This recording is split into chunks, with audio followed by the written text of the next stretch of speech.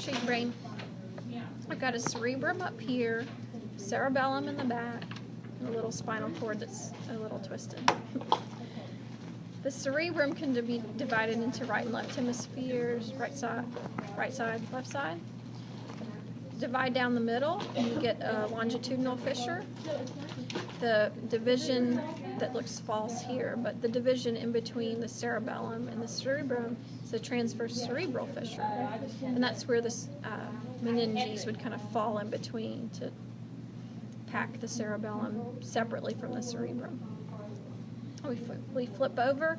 We can see a few things on this side. Okay, maybe just one. Here's olfactory bulb and olfactory bulb. So they're on the underside of the cerebrum, and this would be the frontal lobe. But the bulb is large and oval and a little bit lighter in color, so a little more yellow.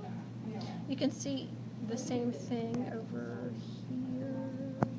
Gotta put the brains together. So this is the underside of this brain that has more features. So we've got olfactory bulb here, olfactory bulb here.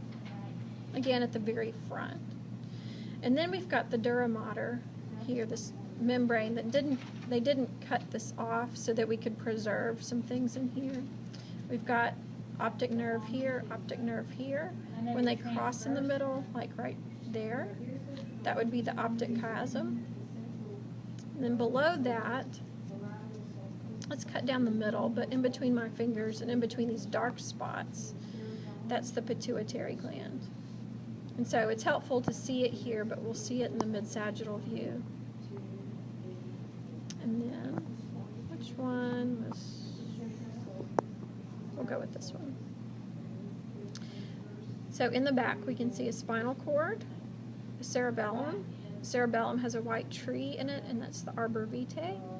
Just below the cerebellum, we've got a little bump that's the medulla oblongata, a second bump that's the pons, and then we keep going up to here, and just subtly we can see a little circle. So the circle is pretty much in the center of everything, and that's the thalamus. If you drop below the thalamus, it's not bordered very well, but it's the hypothalamus.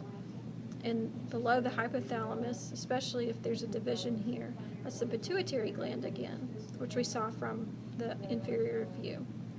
In front of the pituitary is the optic chiasm, and that's convincing because there's an optic nerve attached to it.